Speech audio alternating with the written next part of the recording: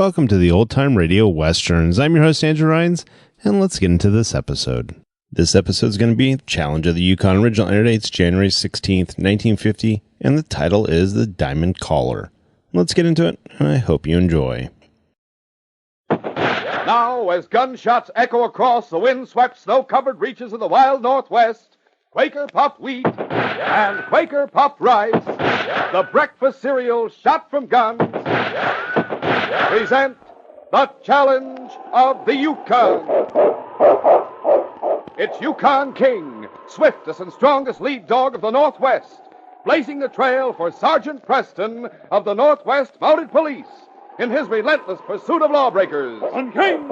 On, Husky! Gold discovered in the Yukon. A stampede to the Klondike in the wild race for riches. Back to the days of the gold rush. With Quaker Puffed Wheat and Quaker Puffed Rice, bringing you the adventures of Sergeant Preston and his wonder dog, Yukon King, as they meet the Challenge of the Yukon.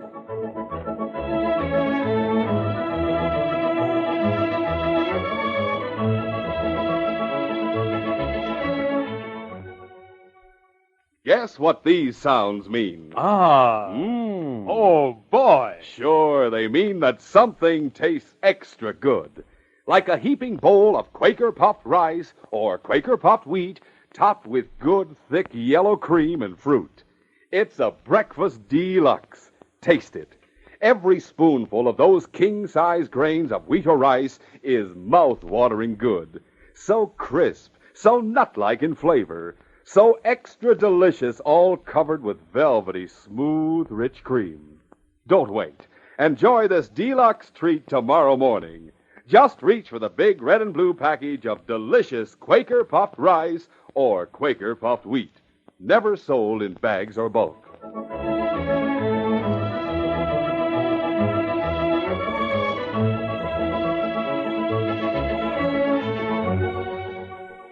Sergeant Preston was catching up with his paperwork at the Northwest Mounted Headquarters one evening, and King took the occasion to make a tour of the town and say hello to his old friends. He was on his way home from Mrs. Griggs' bakery when he saw a girl standing in the open doorway of a cabin. She was looking past him at two men who were lounging in the shadows down the street. The girl was afraid. Bartok. I'm sure he is. If I try to run, he'll shoot. The girl's name was Joan Manning. King knew her well. He trotted over to her and licked her hand, trying to reassure her and offering his sympathy. King, maybe you can help me. Come inside, just for a minute. Come on, boy. As soon as the door was closed, the girl untied a handkerchief, and from it she took a necklace of perfectly matching diamonds. See? This is what they're after, King. If I try to get away with it, they'll stop me. They won't try to stop you, King. They'd never suspect it. Here, let me see if it'll fit around your neck. The girl undid the clasp and fitted the necklace around King's neck. There. It's perfect. And your collar hides it completely. Now, go on, King. Go on home. You don't have to worry about me anymore. I'm all right now. Go on, King. King trotted down the street and stopped close to the men who were still standing in the shadows. One of the men picked up a rock and threw it at him. King dodged the rock and continued on his way. Later that night, when the sergeant turned him into the run with the other members of the team, the necklace beneath his collar made him uncomfortable. He scratched at it vigorously. The catch broke, and the string of shining stones slipped off his neck. King sniffed at the necklace and then buried it in the snow. Afterwards, he made a comfortable burrow for himself and went to sleep. The following morning, he was with his master when young Tex Cameron came bursting into the Northwest Mounted Headquarters. Sergeant! Oh, hello, Tex. Isn't this the middle of the night for you? Why, shucks, no. It's 11 o'clock. I've been up for half an hour. Howdy, King. You seem to be in a hurry. I am. I suspect foul play. That's all. The sweetest little girl in Dawson, Sergeant. Joan Manning, who sings at the Eldorado. She's got a voice like an angel, better than Jenny Lind. I've heard Joan sing. What about her? She's gone. Well, that's too bad, but Joan's father's working his claim on Wishbone Creek. She may have gone up there to pay him a visit. She wouldn't have gone without telling me. Huh? I promised I'd drive her the next time she wanted to make the trip. You better come and take a look at her cabin, Sergeant. No, it takes. As soon as I get into my parka. You see, there's a lot more to it than just her being missing. Well, suppose you explain. Come on, King. Joan's just too big-hearted for her own good. I know, Joan. Let's have some facts. Well, there's this young Count Pierre and I got living with us. A count? Yeah, a real one. Count Alex Valadimir or something like that. He's Russian. They chased him all the way across Siberia because he told the Tsar he should run things more like we do in Texas. I see. Next time there's a strike, Pierre and I are going to take him along with us and show him how to stake a claim in Pangold. What does he have to do with Joan? I'm coming to that. The Count had to leave Russia in a hurry, see? And his ma slipped him what money she had in a poke, along with some gewgaws she figured he could pawn to help meet expenses. Such as? All he's got left is a string of beads. Beads? Diamonds. This may surprise you, Sergeant, but they're worth as much as a good claim on the Bonanza. It doesn't surprise me at all. Well, it's those beads that are making trouble. There's a couple of other Russians in town who know the Count, and they know he's got the beads. They're after them, and they're after the Count. Agents of the Tsar? Nope. Anarchists. They hate the Tsar, and they hate good Democrats like the Count, too. Go on. Well, one night they ransacked our cabin. They're just lucky that Alex had the beads on him. Well, why didn't you come to me then? Well, nothing to go on, nothing at all. But me and Alex and Pierre had supper with Joan that night, and she said, why don't we leave the beads with her? Well, we did. That all? Her cabin's in this block. You take a look at it. See what you think then. Is there any way the Count's enemies could have found out that Joan had the diamonds? Well, I don't see how, but they must have, Sergeant. Here we are. Bonjour, Sergeant. Oh, hello, Pierre. Well, this is Alex, Sergeant. Count, this is Sergeant Preston. Hello, Alex. A great honor, Sergeant. Just take a look at this place. It's a wreck. They have turned over everything. The diamonds aren't here. Mais no, for it is not the diamonds that matter, Sergeant. Their only value to me is that I might sell them and help Joan to a great career. With the proper training, she will be another party. It is she who matters. Oui. She's the girl I love. She's the girl I'm going to marry, Bo. Mm-hmm. Beau. He called me that because in French it means handsome, Sergeant. Oh. In Texas, it means hobo. Oh. Joan likes me more than both of you. And Tex, anytime... You can argue about that after we find her. What about these two Russians, these enemies of yours, Alex? Names, descriptions, everything you can tell me. One is called Bartok. The only name I know for the other is Yatki. It's the name of a place. Where do they live? The palace. Oh, but I meant to tell you, Sergeant, I stopped there on the way to headquarters. They've left. When? Yesterday afternoon. When did you last see Joan? 4:00. Huh? I saw her at 5. Why, you know account... I saw her at 6. Nombre de You Dieu. saw her here, Alex? That is correct. It was what you call a night off at the cafe. She was going to read and go to bed early. All right, let's have a description of Bartok and Yatki. They both wear beards. Bartok's is trim short. He has a face like a hawk's, very sharp eyes. Yatki is huge, an animal. That should be enough. Now, I take it that all three of you would like to help as much as you can. Oh, Sure do, yes. Sergeant. You do not think they have killed her, Sergeant? There's nothing to indicate that here. I'm going to check all the cafes on Front Street. You take the stores, Alex. Yes. Tex, the cabins on the banks of the Klondike. All right, Shantytown, Pierre. Oui? Any information you can get about Bartok or Yatki will help. We'll meet back at headquarters in 2 hours. Let's go. Right. But when Tex, Pierre, and Alex reported to the sergeant 2 hours later, they had very little information. Tex? Nobody saw him drive up the Klondike last night. And they did not go south on the Yukon. The day before yesterday, they buy supplies at Colby's store. And the same day, they bought a dog team and a sled from Richards. Sergeant, you don't think there's any doubt they've taken Joan prisoner? No. Is there not something we can do? Well, this much is being done. Word's been sent to both 40 Mile and White Pass to stop Bartok and Yatki if they try to cross the border. Also, the whole story's being carried on the front page of the Klondike Nugget. That'll be on its way to all the mining camps this afternoon. Every man on the creeks will be on the alert by tomorrow. But I cannot help but be afraid. Joan had the necklace, and Bartok and Yatki must have taken it from her. Afterwards, to keep her from going to the police, why... Sergeant, a human life means nothing to such beasts. I'm afraid that Joan has been killed. At that moment, however, Joan was still alive. She was bound hand and foot, and lying on the floor of a cabin at the top of Windward Pass. Bartok sat on a bench facing her, and the brutal Yatki stood by his side. Are you hungry, John? You know I am. And a little thirsty, perhaps? Yes. There is food and drink on the table. All you have to do is be sensible. You can't make me tell you anything. Oh, what did you do with the necklace? Why do you try to save it for a worthless aristocrat? He's worth 1,000 of your kind. Oh, you're a fool, deluded by a handsome face.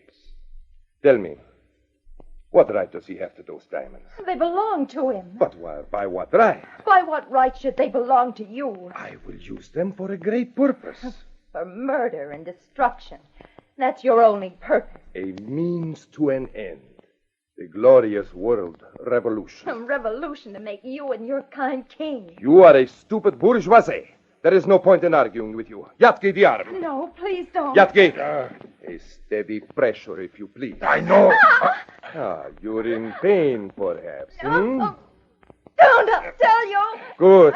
Go to release her, Yatki. Now, quickly, what did you do with the necklace? You saw me get rid of it. When?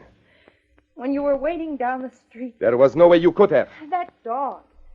The big silver gray one that belongs to Sergeant Preston. I put it around his neck. You lie. He passed us. I saw no diamonds. His collar hid them. And he still has them? I don't know. Why not? Hidden by the collar, who would notice him? It is a job for you, Yatki.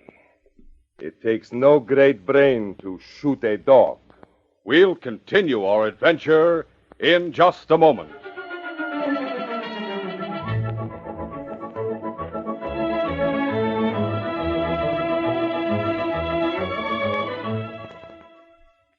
Man, oh man, here's a breakfast treat. It's got 'em all beat. It's Quaker puffed rice or Quaker puffed wheat. These famous ready-to-serve breakfast cereals are shot from guns. Yes, Quaker puffed wheat. And Quaker puffed rice. Our choice premium wheat or rice grain shot from guns. They're giant size, king size, colossal. They're actually exploded up to 8 times normal size. That makes them bigger and better tasting. Yes, that's what makes wheat or rice shot from guns so crisp and tender. They're shot through and through with bang-up nut-like flavor, too. Even more important, Quaker puffed wheat and Quaker puffed rice are nourishing. Yes, both delicious kinds furnish extra food values of restored natural grain amounts of vitamin B1, niacin, and iron. They're quick and easy to fix for breakfast, lunch, supper, or tween meal snack. Just pour 'em out from those big Quaker red and blue packages. Add milk or cream, top with your favorite fruit. And there you have it. A nutritious, economical, deluxe taste treat. Buy both delicious kinds. For variety, eat Quaker puffed wheat one time, Quaker puffed rice the next. Just remember, they're never sold in bags or bulk. To get the original, crisp, fresh wheat or rice shot from guns, always look for the smiling Quaker man on the front of each big red and blue package. He's your guarantee that you're getting the one and only delicious Quaker puffed rice, Quaker puffed wheat.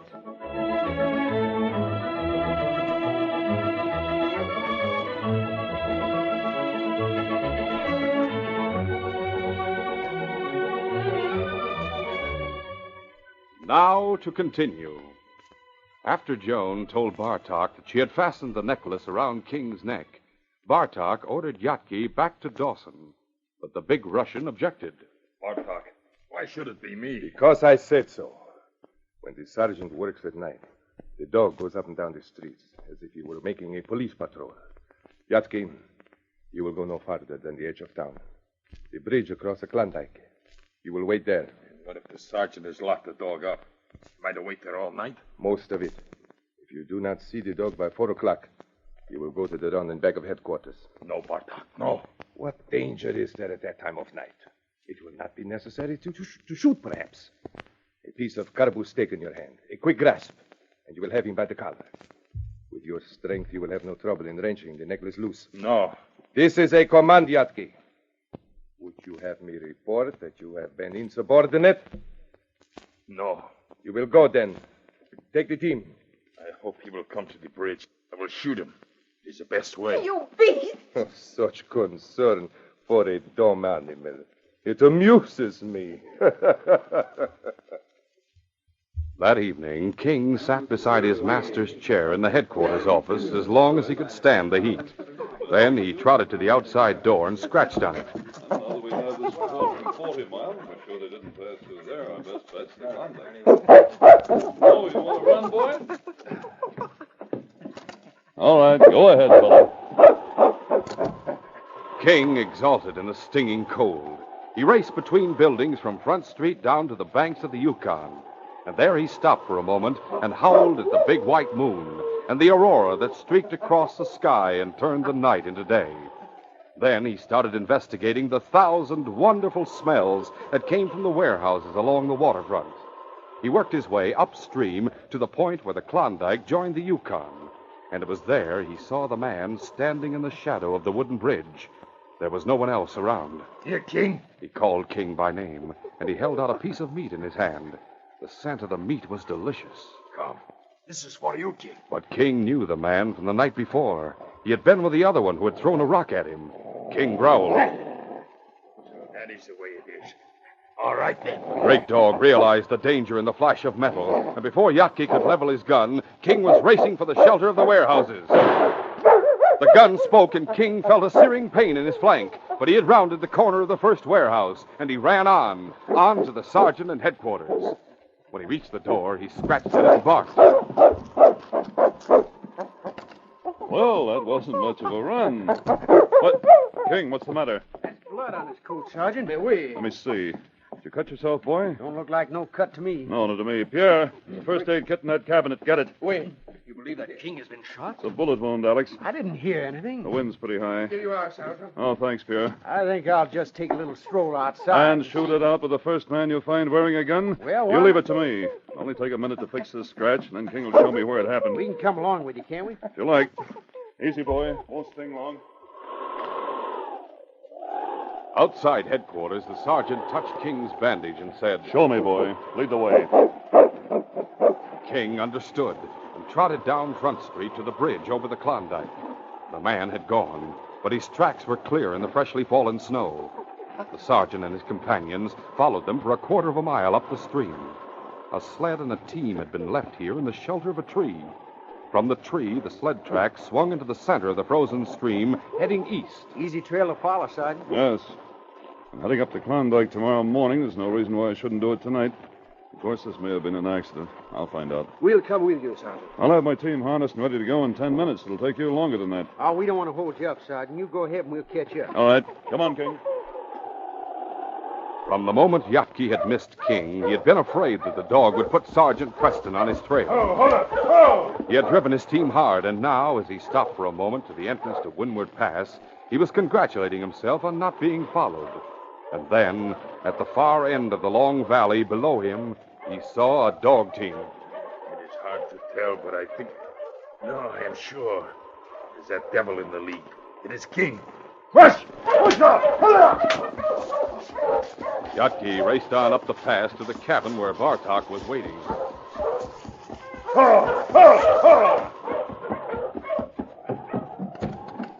Bartok!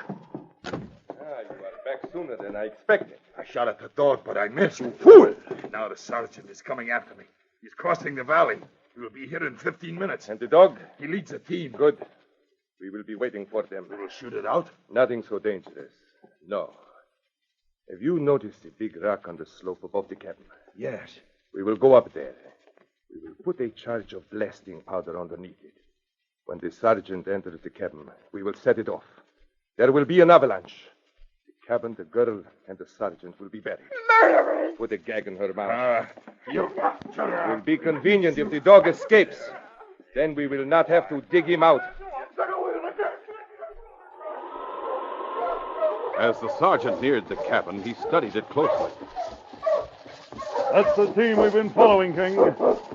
There was a light inside the cabin, but otherwise no sign of life. Looking. Oh, you hush. Oh, no. Now we'll find out who took a shot at you, King. As the sergeant unharnessed King, the great dog looked up the slope behind the cabin. He knew the man they were following was up there, and he tried to tell his master. But at that moment, the sergeant heard some muffled cries from inside the cabin. That sounds like a girl. Come on, King. Just as the sergeant entered the cabin, an explosion rocked the ground. A second later, an avalanche was roaring down the slope behind the cabin. Instinctively, the sergeant ran to the girl, picked her up, and started back for the door. King leaped ahead of him, barking furiously and driving both dog teams away from the front of the cabin. The sergeant was out of the house when the avalanche hit. But a young fir tree, uprooted by the avalanche and now tossed like a matchstick, hit the sergeant and knocked him to the ground.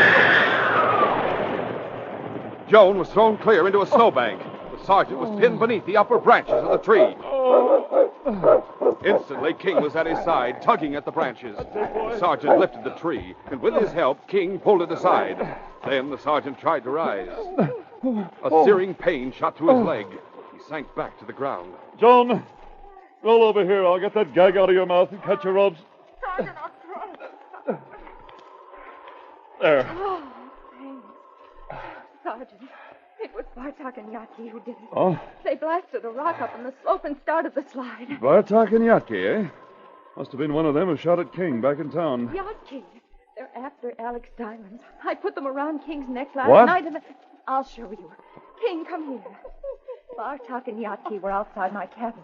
I wanted to get rid of the necklace, so... But it's gone. You didn't... No, this is all news to me. The clasp must have broken. Must have fallen off somewhere. But Bartok and Yatki don't know that. Oh, they'll be coming after us in the diamonds. Huh? I see them now. Way up there, coming down the slope. Wonder if they see us. Oh, that would be hard. We're covered with snow. They probably think we're underneath the avalanche. Crawl over behind those rocks. Oh, what about you? Your leg? Well, I guess it's broken, but I can make it if I take it easy. Go on. All right. A moment later, the sergeant, King, and Joan were huddled down behind the rocks. Through a small break, they watched Bartok and Yatki descending the slope. 5 minutes. 10 minutes. And then they could hear Bartok's voice. Got away. Good. Left they are over by the woods, but not the gray leaves. No. I thought I saw him by that first tree. Maybe he's underneath it. Sergeant, if they see us... Quiet. Bartok and Yatki circled the huge pile of snow and dirt and rocks. As they stepped into the clear, the sergeant shouted, Put up your hands! Sergeant, back in those rocks. Shoot! As Bartok commanded Yatki to shoot, he stepped behind the huge Russian and headed for cover. Yatki backed up in the same direction. The sergeant put a bullet through Yatki's leg, and he dropped to the ground. Bartok had disappeared behind a pile of rocks and snow. Yatki crawled toward him. You can stop him, Sergeant. Shoot him in the back. He'd do it to you. We have an ace in the hole, Joan. What? You'll see. What if Bartok manages to get farther up the slope, find cover there? These rocks won't give us any protection, and you can't move. I'll have to make sure that Bartok doesn't move. Keep down.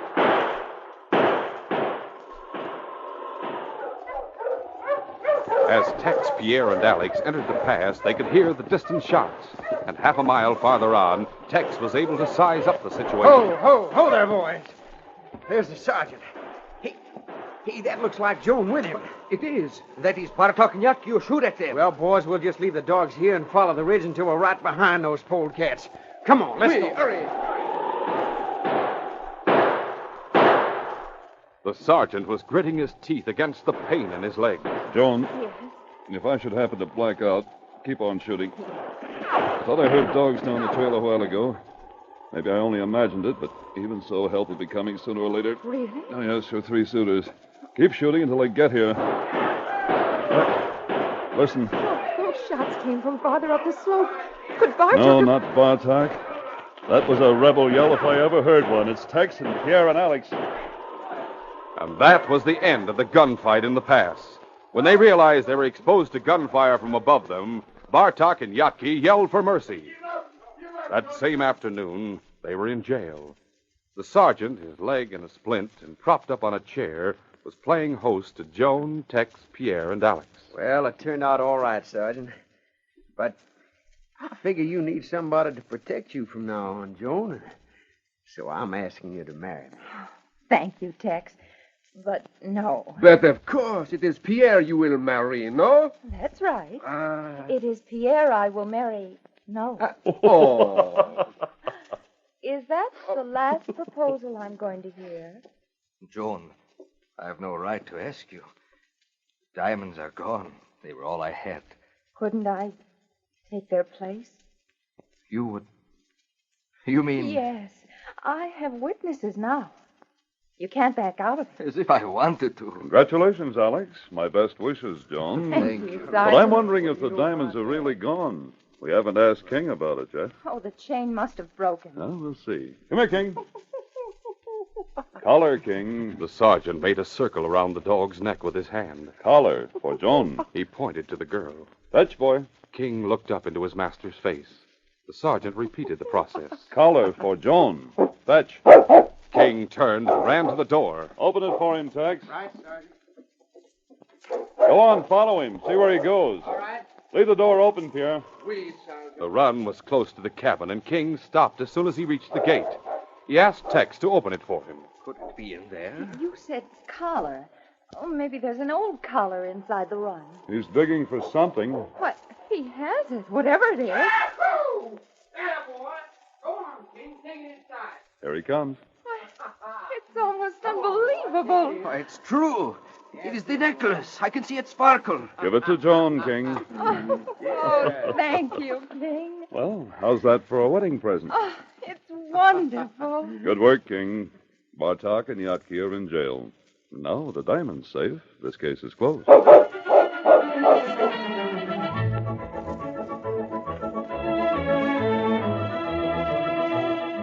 Say, if at breakfast time you're...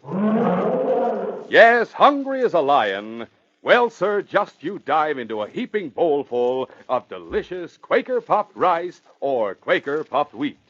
Man, oh man, there's a treat that'll tame that hungry as a lion appetite. Make it purr like a kitten. Yes, these ready-to-serve giant grains are shot from guns, are nourishing, crisp, tender, loaded with nut-like flavor. So tomorrow, enjoy this breakfast treat. Quaker puffed rice or Quaker puffed wheat. Remember, wheat or rice shot from guns is never sold in bags or bulk. Always look for the big Quaker red and blue package with the smiling Quaker man on the front. That's your guarantee of the original, crisp, fresh Quaker puffed wheat and Quaker puffed rice. Delicious. Listen Wednesday when Sergeant Preston and Yukon King meet the challenge of the Yukon in the case of the Long Trail. Yes, it was a long trail that King and I followed when we started after the men who had murdered Bill Taunton. And we reached the end of it during a howling blizzard. The night was pitch black, and somewhere in the darkness, we knew that half a dozen outlaw guns were trained in our direction. Be sure to hear this exciting adventure Wednesday. These radio dramas, a feature of the Challenge of the Yukon Incorporated, are created by George W. Trendle, produced by Trendle Campbell Enterprises, directed by Fred Flowerday, and supervised by Charles D. Livingston. The part of Sergeant Preston is played by Paul Sutton. They are brought to you every Monday, Wednesday, and Friday at the same time by Quaker Puffed Wheat and Quaker Puffed Rice, the breakfast cereals shot from guns.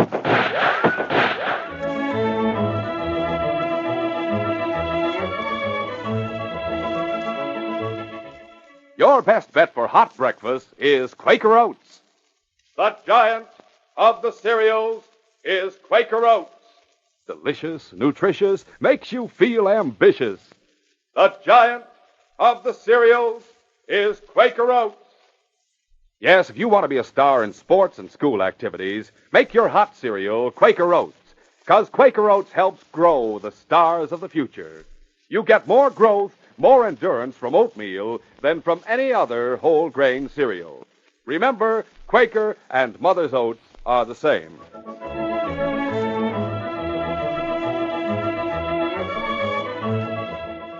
This is J. Michael wishing you goodbye, good luck, and good health from Quaker Puffed Wheat and Quaker Puffed Rice.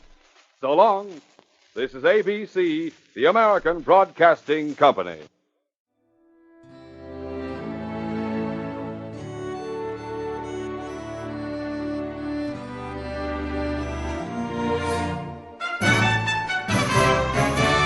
This has been a presentation of OTRWesterns.com, and we hope you enjoyed. Please take some time to like and rate our shows in your favorite podcast application. Follow us on Facebook by going to OTRWesterns.com/Facebook.